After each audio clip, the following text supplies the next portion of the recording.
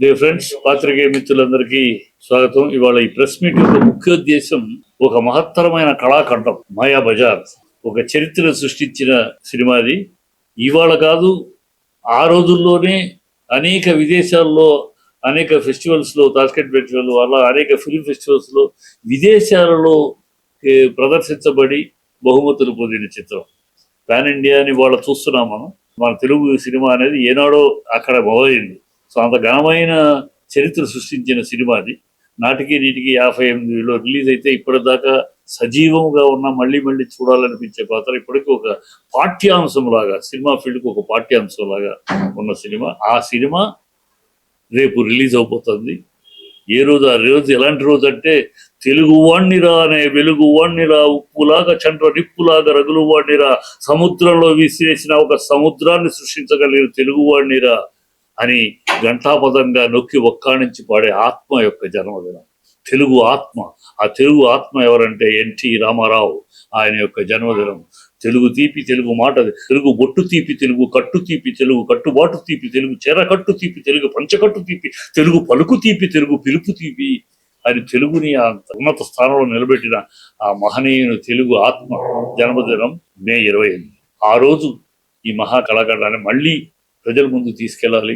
ఈ జనరేషన్కి మళ్ళీ ఆ సినిమా యొక్క గొప్పతనం తెలియజెప్పాలి అనే ఒక తాపత్రయంతో డిస్ట్రిబ్యూటర్ రామారావు గారు ఈ సినిమాని రేపు ఐమాక్స్లో దాన్ని విడుదల చేస్తున్నారు 28వ తారీఖు. సో మీ అందరి సహకారం, మీ అందరూ ప్రజలకి చేర్చాలి. అంటే ఒక గొప్ప సినిమా యూట్యూబ్లో ఉంది, ఇది చూడాలి అని ఈ తరానికి ఒక ఉత్సాహాన్ని, కుతూహలాన్ని కల్పించాలి. ఒక మహత్తరమైన సినిమా. దీంట్లో ఆ రోజుల్లో రామారావు గారు కానీ, నాగేశ్వరరావు గారు కానీ, ఎస్వి రంగారావు గారు కానీ, సావిత్రి గారు కానీ, రేలంగి గారు కానీ, సూర్యకాంతం గారు కానీ అగ్రతారలు కాదు ఆ రోజులు. వాళ్ళు అప్పుడే తారలుగా ఎంటర్ అయిన రోజులు. అలాంటి రోజుల్లో ఇవాళ ఆ సినిమాలో అయితే అగ్రతారలు కేవీ రెడ్డి గారు, ఆయన దర్శకత్వం గొప్ప కేవీ రెడ్డి గారు. ఆయన మార్కస్ బారెట్లే కెమెరా వర్క్. హాలీవుడ్ నుంచి ఆ రోజుల్లోనే కెమెరామెన్ మార్కస్ బార్లెట్ తెప్పించి తీయించారు మా షార్ట్స్. ఇప్పటికీ చూస్తూ ఉంటే ఆ ఎలా తీశారు, ఆ ఘటోత్కచుడు, ఆ లడ్డూలు తింటావా, ఇవన్నీ ఎట్లా. ఇవాళ టెక్నిక్ బ్రహ్మాండం, ఇవాళ టెక్నిక్ ఈజీ.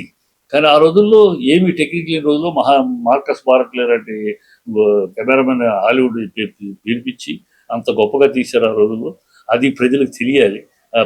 వాళ్ళ జనరేషన్కి టెక్నాలజీ అనేది బ్రెయిన్ ఉపయోగించి మేధస్సు ఖర్చు పెడితే, డబ్బులు ఖర్చు పెడితే కన్నా డబ్బులు ఖర్చు పెట్టడం ఒక విధానం అయితే, మేధస్సు ఖర్చు పెట్టడం కదా. కేవీ రెడ్డి గారు చెప్పేవారట, ప్రొడ్యూసర్ డబ్బు ఖర్చు పెట్టాలి, దర్శకుడు బ్రెయిన్ ఖర్చు పెట్టాలి.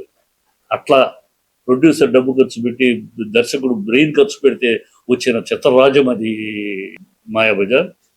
ఆ సినిమాని ఇవాళ ప్రజల ముందు తీసుకెళ్ళటం, అది నార్మల్గా ఏంటంటే సినిమా అనగానే ఆర్టిస్టులకు వెళ్ళిపోద్ది. అంటే ఆర్టిస్ట్ తక్కువ చేయటం కాదు, ఆర్టిస్టులు. కానీ ఈ సినిమా, ఈ సృష్టి ఆర్టిస్టుల కన్నా టెక్నీషియన్స్ సృష్టి. ఇది టెక్నీషియన్, సాంకేతిక నిపుణుల ఒక సామర్థ్యం, సాంకేతిక నిపుణుల ఒక. ఇప్పుడు మనం చెప్పుకుంటే గొప్ప తారలు వాళ్ళందరూ. ఆ రోజుల్లో అప్పుడే అగ్రతారలుగా కాదు, తారలుగా అప్పుడే అడుగుపెట్టిన రోజు. ఒక కృష్ణుడు రూపానికి ఇలాగే ఉంటుంది అని తొలిగా కృష్ణుడు గెటప్ రామారావు గారికి ఇచ్చింది ఆ కేవీ రెడ్డి గారు. ఆయన కళాధర్ గారు, గోఖలే గారు, ఆర్ట్ డైరెక్టర్లు దాన్ని డిజైన్ చేసి ఆ రూపం ఇలా ఉంటుంది, ఏమో ఇలాగే ఉంటుంది అన్నట్టు వాళ్ళు డిజైన్ చేసి ఆ గెటప్ అంతా బొమ్మలు గీసి ఆ ప్రకారం రామారావు గారు తయారు చేస్తే అది చిరస్థాయిగా దేవుడు అంటే రామారావే అని ఇళ్లలో కూడా కృష్ణుడు ఫోటో, రాముడు ఫోటో పెట్టుకుని రామారావు గారి ఫోటోని పెట్టుకునే స్థాయికి వాళ్ళ ఆ నైపుణ్యం, ఆ సాంకేతిక నిపుణుల యొక్క గొప్పతనం, వాళ్ళ యొక్క ప్రతిభ, ఆ ప్రతిభ ప్రజలకు మళ్ళీ చూపించాలి, ఈ తరం ప్రజలకు చూపించాలి, చూడాలి అనే ఒక తాపత్రయంతో, కుతూహలంతో చేస్తున్నాడు ఆయన. అది మీ ద్వారా ప్రేక్షకులకి బాగా వెళ్ళాలి, ప్రేక్షకులు దీన్ని చూడాలి బాగా.